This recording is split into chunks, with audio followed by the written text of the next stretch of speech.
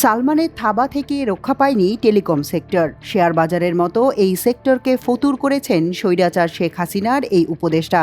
আন্তর্জাতিক কল পরিচালনায় নিয়োজিত আন্তর্জাতিক গেটওয়ে অপারেটর আইজিডব্লিউর ব্যবসা কুক্ষিগত করার পর নিজ কোম্পানির নামে প্রায় ৬২৫ কোটি টাকা হাতিয়েছেন তিনি। আইজিডব্লিউর ২৬টি প্রতিষ্ঠানকে কুক্ষিগত করেছেন। এই গেটওয়ে থেকে প্রভাব খাটিয়ে পুরো টাকা তিনি সংগ্রহ করেছেন। এতে আইজিডব্লিউতে এক ধরনের বিশৃঙ্খলা দেখা দেয়। অনেকেই বিষয়টি বুঝলেও সালমানের প্রভাবের কারণে কেউ মুখ খুলতে পারেননি। টাকা হাতিয়ে নেয়ার জন্য নামে বেনামে ৫টি প্রতিষ্ঠান খুলেছিলেন সালমান।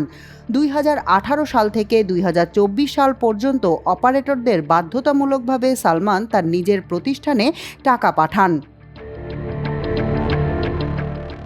শুধু তাই নয়, রাজনৈতিক বিবেচনায় পতিত স্বৈরাচারের সাবেক এমপি ও নারায়ণগঞ্জের গডফাদার শামীম ওসমান, সাবেক স্বরাষ্ট্র প্রতিমন্ত্রী শামসুল হক টুকু, জাহাঙ্গীর কবির নানককেও আইজিডব্লিউ লাইসেন্স পাইয়ে দেন সালমান।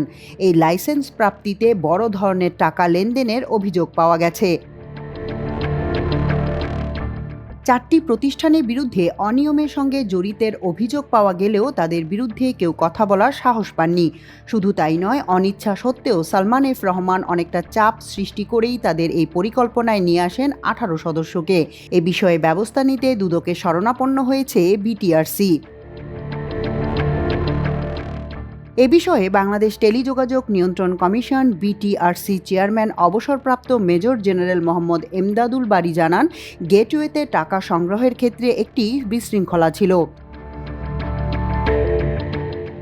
আইজিডব্লিউর সঙ্গে জড়িত একাধিক প্রতিষ্ঠানের ঊর্ধ্বতন কর্মকর্তাদের সঙ্গে কথা বলে জানা গেছে, গত ১৫ বছর শেখ হাসিনা সরকারের আমলে অনিয়মিত ও দুর্নীতির অভয়ারণ্য হয়ে ওঠে টেলিকম খাত। এই খাতে সালমান এফ রহমান এক ভয়াবহ সিন্ডিকেট তৈরি করে। এই সিন্ডিকেটের বাইরে যেই প্রতিষ্ঠান স্বাধীনভাবে কাজ করার উদ্যোগ নিত তাকেই পথে বসিয়ে দেয়া হতো অথবা নানা ধরনের ভয়ভীতি দেখানো হতো।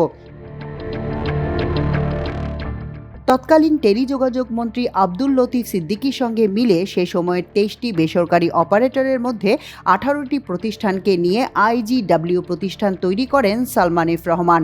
এর মধ্য দিয়ে তিনি আইজিডব্লিউ অপারেটরে নিজের একচ্ছত্র আধিপত্য নিশ্চিত করেন।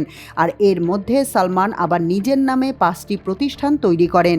আইজিডব্লিউর একই লাইসেন্সের আওতায় থাকার কথা থাকলেও দুটি বড় স্তরে ভাগ হয়ে যায়। এর মধ্যে টিয়ার 1-এ 16টি এবং টিয়ার 2-তে 7টি প্রতিষ্ঠান স্থান পায়। বিটিআরসি তাড়াহুড়ো করে টিয়ার 2-তে 7টি আইজিডব্লিউর নাম চূড়ান্ত করে ডাক টেলিযোগাযোগ মন্ত্রণালয়ে পাঠায়। প্রতিষ্ঠানগুলো হলো Unique Infoway, Digicon Telecommunications, Roots Communications, Global Voice, Mid Telecom, Bangla Trac ও নভো টেলিকম। সূত্র জানায়, 18টি প্রতিষ্ঠান থেকে সালমানের প্রতিষ্ঠানে বেক্সিমকো কম্পিউটার লিমিটেড 249 বার, বাংলা ট্র্যাকে 25 বার, গ্লোবাল ভয়েস টেলিকমের অ্যাকাউন্টে 42 বার, ডিজিকনের অ্যাকাউন্টে 25 বার এবং ইউনিক ইনফোয়ে একবার টাকা পাঠানো হয়েছে। এসব প্রতিষ্ঠানের মালিক সালমান এফ রহমান। তিনি কায়দা করে অন্য সব প্রতিষ্ঠান থেকে টাকা হাতিয়ে নিয়েছেন। জানা গেছে, ২০১২ সালে ডিজিকন টেলিকমিউনিকেশনস তৎকালীন প্রধানমন্ত্রী শেখ হাসিনার ভাতিজা সংসদ সদস্য ফজলে নূর তাপসের সুপারিশে লাইসেন্স পায়।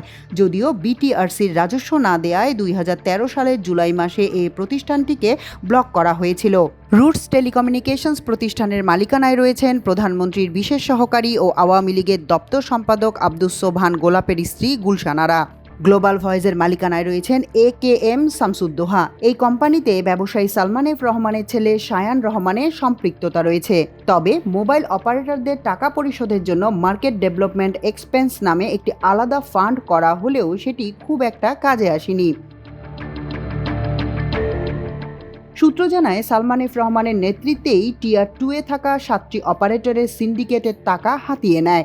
সালমান কৌশলে অপারেটরদের থেকে সংগ্রহ করা 60% অর্থ থেকে প্রতি মাসে নেটওয়ার্ক উন্নত করার নামে 10% হারে অর্থ কেটে নিয়ে নিত। 2015 সালের জুন থেকে 2024 সালের মে পর্যন্ত হিসাবে জিআইডব্লিউ অপারেটর থেকে বাজার উন্নয়ন ব্যয়ের নামে কর্তন করা অর্থের পরিমাণ প্রায় 625 কোটি টাকা, যার বিপরীতে কোনো সেবাই প্রদান করা হয়নি। অন্যদিকে কোথায় এবং কিভাবে এই অর্থ ব্যয় হয় তা সুনির্দিষ্ট কোনো তথ্যও নেই কারো কাছে। সব মিলিয়ে এই সিন্ডিকেটের বিরুদ্ধে ২,০০০ কোটি টাকা লোপাটের অভিযোগ উঠেছে। সূত্র জানায় জিআইডব্লিউ তাদের রাজস্বের ৪০%, বিটিআরসি ১৭.৫%, আইসিএক্স এবং ২২.৫% এএনএস এর কাছে পরিশোধ করে থাকে। গত ১২ বছরে প্রতিটি আইওএস অপারেটরের আয় ৩৮০ কোটি ৬০ লাখ টাকার বেশি, যেখানে প্রতিটি নন আইওএস অপারেটরের আয় মাত্র ১৯৬ কোটি ৯ লাখ টাকা। অর্থাৎ একই লাইসেন্সধারী হয়েও ৯ বছরে একটি আইওএস অপারেটর নন আইওএস অপারেটরের চেয়ে ১৮০ কোটি ৫০ লাখ টাকা বেশি আয় করেছে। অন্যদিকে ৯ বছর ধরে অনেক অপারেটর এই সিন্ডিকেটের কারণে নিঃস্ব হওয়ার পথে। মাল্টিমিডিয়া ডেস্ক, আমার দেশ।